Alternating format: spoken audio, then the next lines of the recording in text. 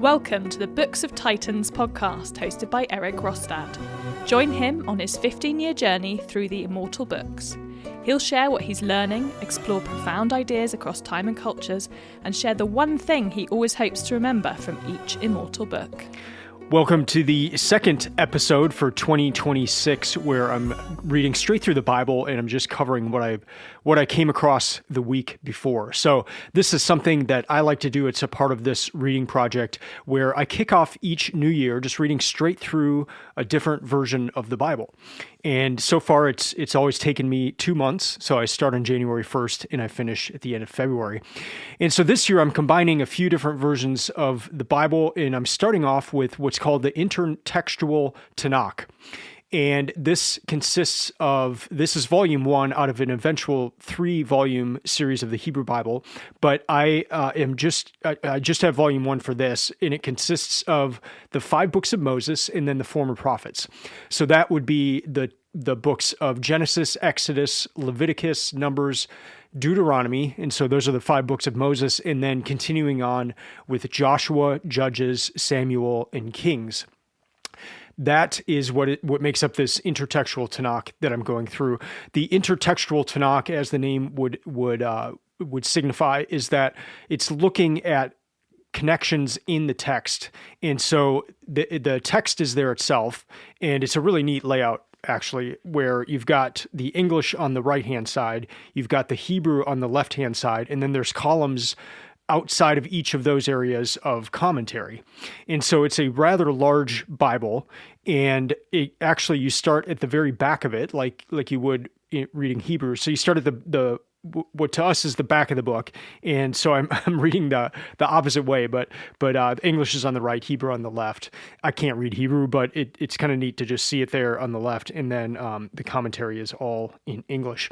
The commentary has been unbelievably helpful, and it's causing me to go very slowly through the Bible this time, just because I'm so interested in what it's saying. So there'll be little letters next to where there's commentary. So I see the letter and it's like an E, and then I look over for E in the column on the far side of the page, and then I'm just so interested in what the commentary is saying. And the commentary really focuses a lot on these intertextual connections, and that has been fascinating. The other cool thing that the commentary is focused on is connections with other civilizations at the time, but also other works. And so, I'm going to share one today that connects the Iliad to the David and Goliath story.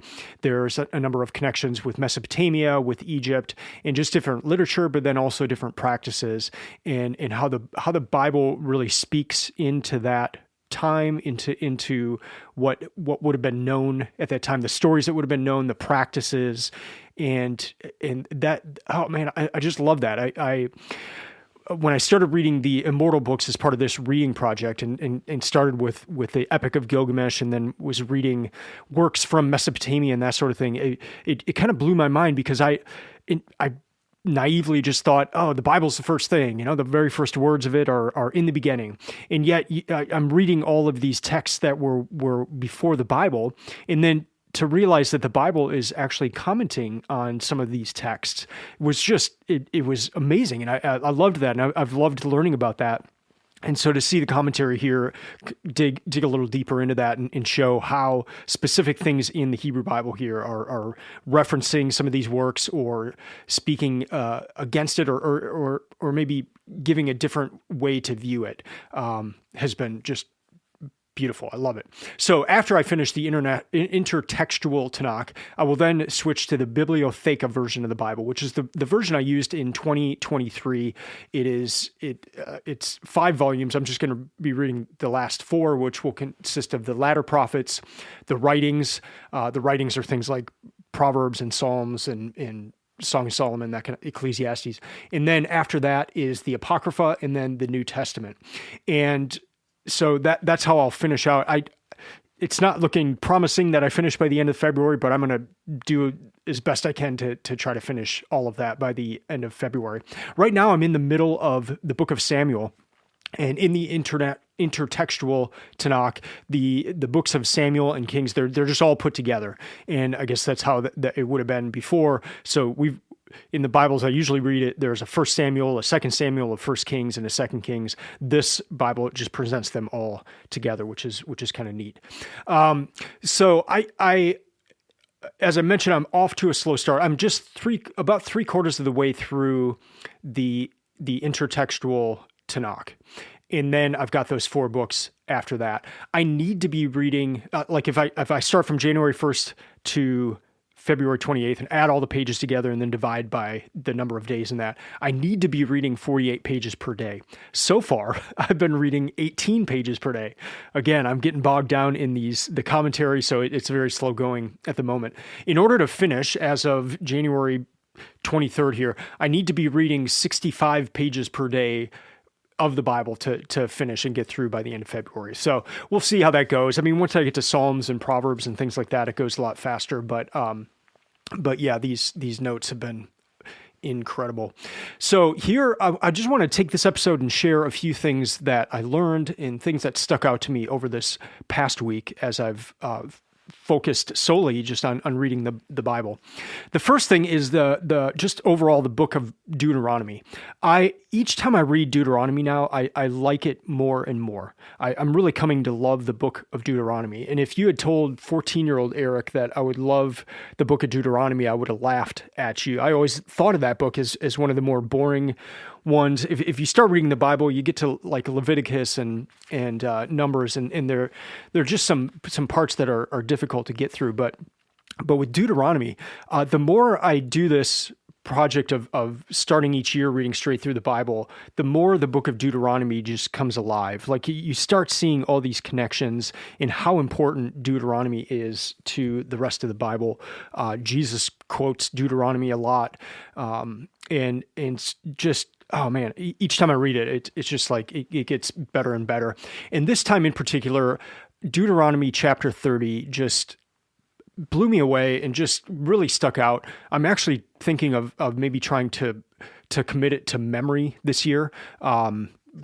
Taking the whole chapter, Deuteronomy 30, and memorizing it. But I wanted to highlight a few verses and then share the commentary that was written on the side that really stuck to me. So these are both from Deuteronomy 30.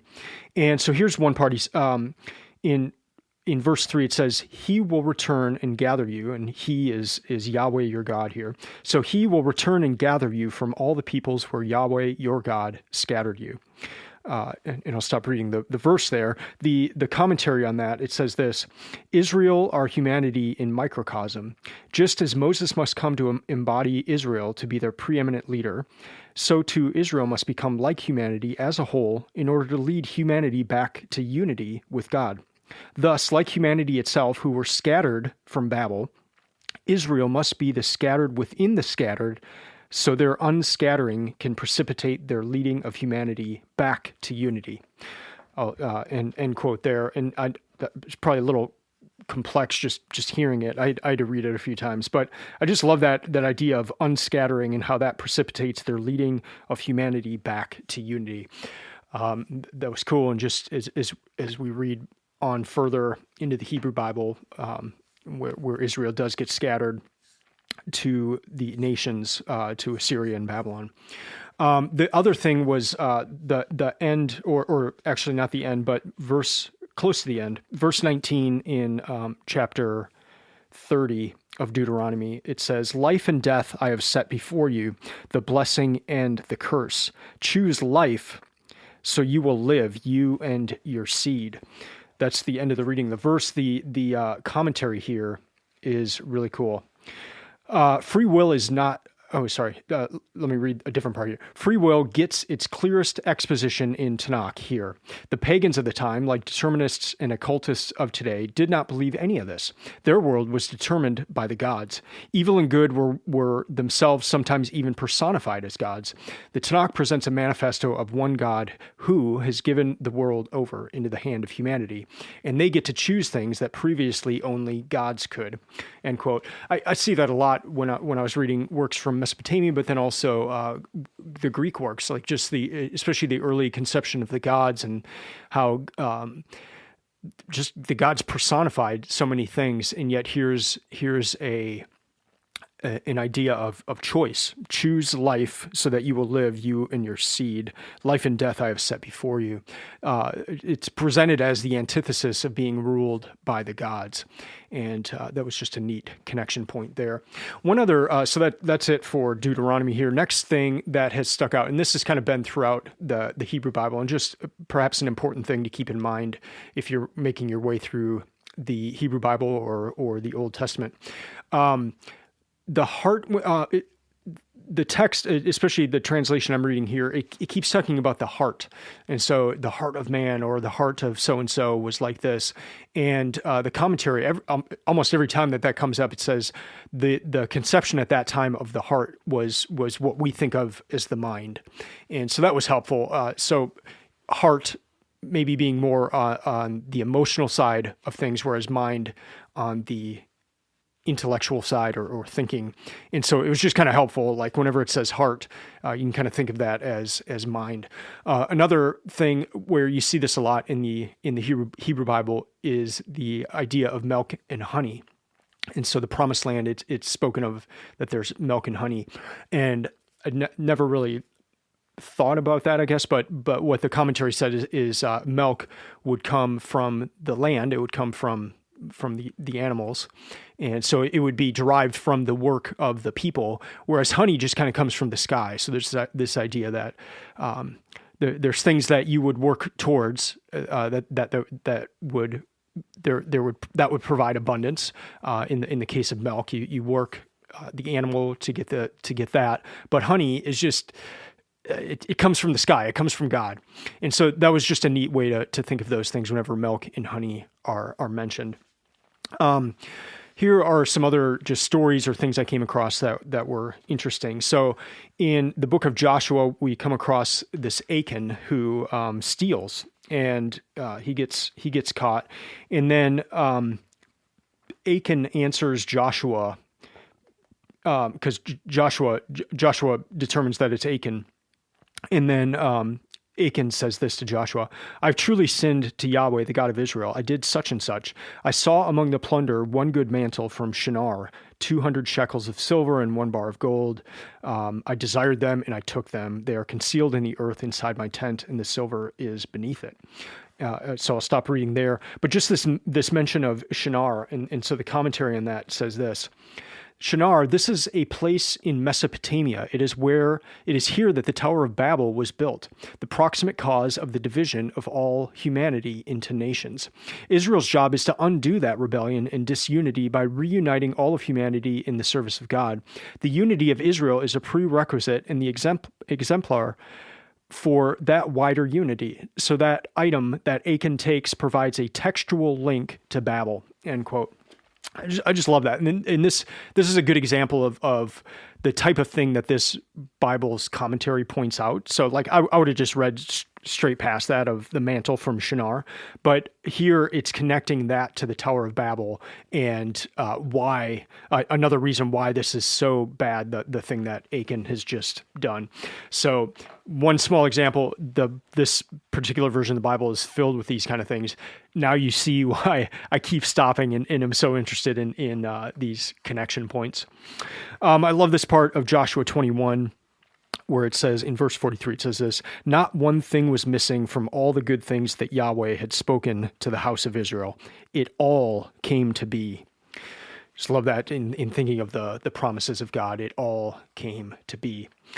Another part of the commentary, this comes up quite often, is women in the Hebrew Bible. And the commentary says that women are the initiation force in so many of the turning points of the Hebrew Bible. And a ton of examples. The men may come in as the completers, but the women initiate at the beginning, and then that leads to a certain turning point. And just kind of thought that was interesting. Next up, if you listened to my episode about the Bible when I read straight through it in 2020, which was the first time I'd ever done that in my life, the theme, the idea that came up that I followed through that particular reading of the Bible was about curses. And it kind of struck me right at the beginning. And then anytime a curse was mentioned, I paid particular attention. And it was a really neat thing to follow throughout the Bible. So this here was a commentary note that came up about a curse, and this is from the book of Samuel. This is another form of a curse. Saul has now used 3 different forms of curse to curse his own heroic son and heir. The text is presenting Saul as the exemplar of the pious fool. But Jonathan is saved because the curses do not work unless God acquiesces, a lesson he could have learnt from the Gentile prophet Balaam, end quote. I love that note just because that was one of the questions I had when I was reading about the curses, is just who can give a curse? Does it have any power? Like, can a person curse another person, or does a curse have to come from God? And this note here just kind of answered some of those questions, so I liked that.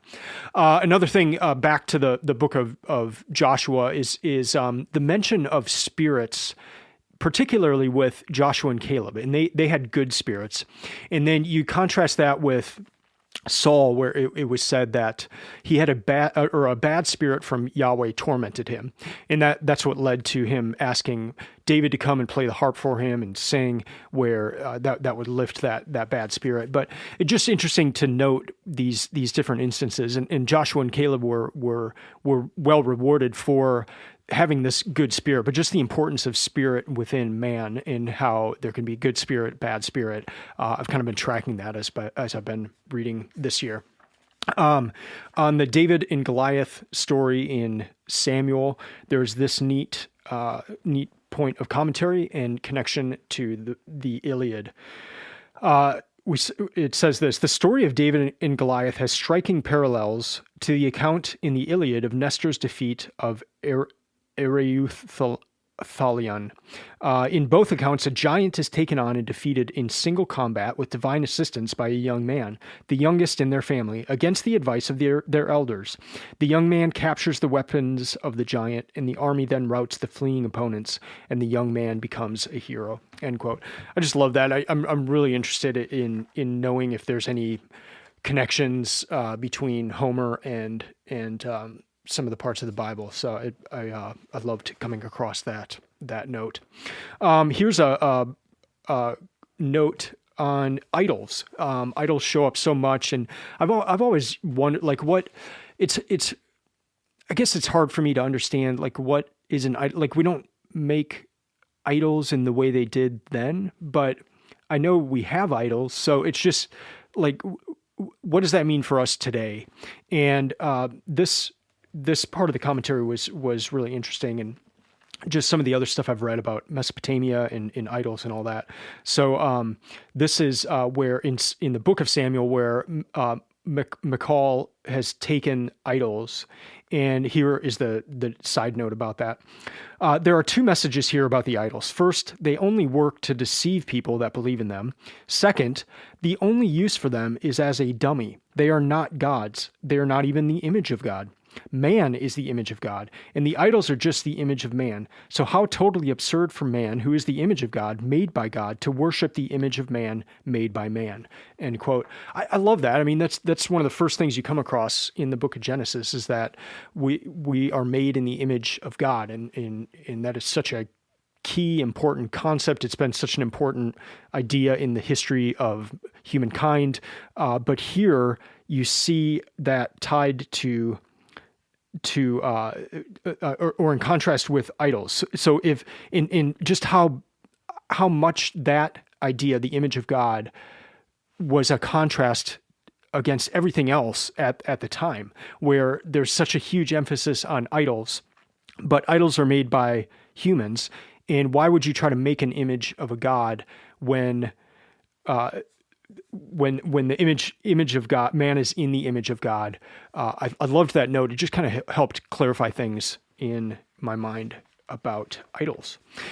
Last thing here is about the origins of the name Jerusalem and Zion. And this note came from part in 2 Samuel. Both the names for Jerusalem date back before the Israelites. Jerusalem for Ur-Rusalem, meaning house of the Canaanite dusk deity Salim, and then Zion is explicitly a prior name, though its meaning is uncertain. And so I'll stop reading there. That was just interesting to me, the origins of those names. So those are some things that stuck out. I want to just take a step back here and kind of give more overall, what am I thinking so far as I'm reading through this Bible, the whole Bible for the what is now the fifth time. And again, the first thing I have to say here is just how the book of Deuteronomy, how much I enjoy that, and more so each year that I do this project of reading straight through the Bible. Yeah, it's just been awesome, but I love that aspect of it too, like that it requires reading the rest of the Bible. Like you could just go to Deuteronomy and maybe get some things out of it, but it's really Deuteronomy in context with the rest of the Bible that just makes it better and better each year. I want to speak to this particular version of the Bible. This Bible, I love it. It connects things together so well, especially information and just things about the 12 tribes of Israel.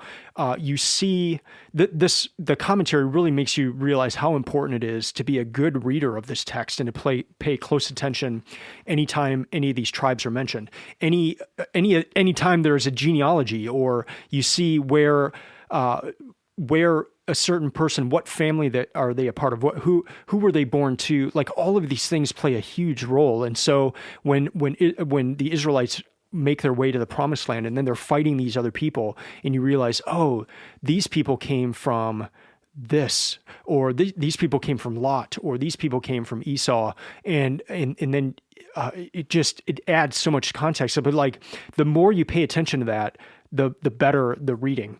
And I know for myself, like I will miss so much of this. So a Bible like this, where it has a lot of the commentary to kind of help you piece these things together, are so good. It kind of ties into like when I get into the book of Matthew, and I used to just like, why is there this genealogy here? This is so boring. But now like the genealogies are part of my favorite parts of the Bible, just because like you've read about all these different things, and then you come across a genealogy and it's like, oh, this is so cool. This is how all these stories like tied together. And so this Bible in particular, I just want to kind of shout out, because it's been really helpful, and just really good in terms of tying together from outside things of like works from Mesopotamia and that sort of thing. But then also the intertextual aspect of it is just awesome. Two more things. This particular reading, one thing I'm getting out of it is just I'm really seeing my own faith journey through the story of the Israelites. And I've heard a lot of people talk about that my whole life. And I'm like, what are you talking about? Like they were in Egypt, they went through the sea. Like when did you do that? But just more like it's really starting to click this time. And I guess seeing it in a new way of just starting off in slavery. Like the Israelites are in slavery in Egypt. There's this miraculous saving.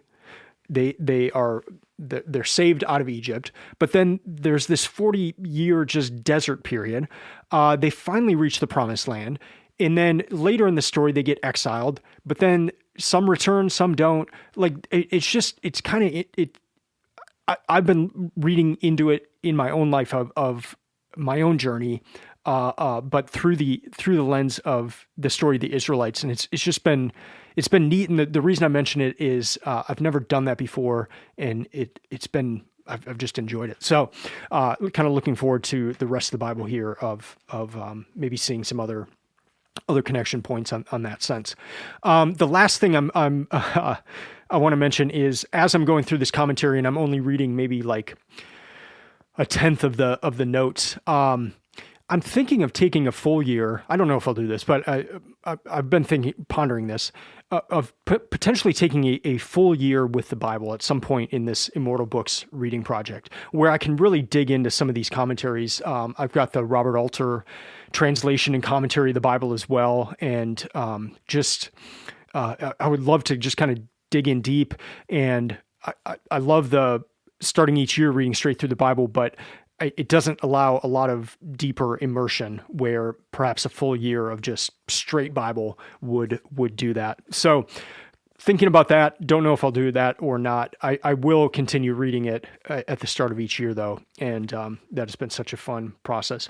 I'll include a few links in the show notes for just if you've never read the Bible but are maybe thinking about it, some just helpful tools that I put together to help you read through the Bible and start, and how do you do it and all that kind of thing. And then I'll put a link to this version of the Bible that I'm reading, because we've got one copy at Landmark Booksellers. So if you want that, you can buy it from us. We ship anywhere. But yeah, I've really enjoyed this intertextual Tanakh, and look forward to getting the other 2 volumes whenever they come out. Well, that's going to do it for this episode. Thank you for listening. I'd love to hear from you if anything I said stuck out, or if I missed anything, or if I have anything incorrect in this episode. Please let me know. You can buy the book from Landmark Booksellers. I'll link to that in the show notes. You can follow Books of Titans on Instagram or Twitter, and it's just at Books of Titans. Then I've also got a website where I've got all my reading lists back to 2017. I will be back next week, and I'll do episode number 3 of working my way through the Bible. I should have the intertextual Tanakh done by that point, to where I'm then on to the latter prophets, and look forward to sharing what I come across. So thank you for listening. I will be back next week. Until then, keep reading, keep learning, and keep listening. I'm out.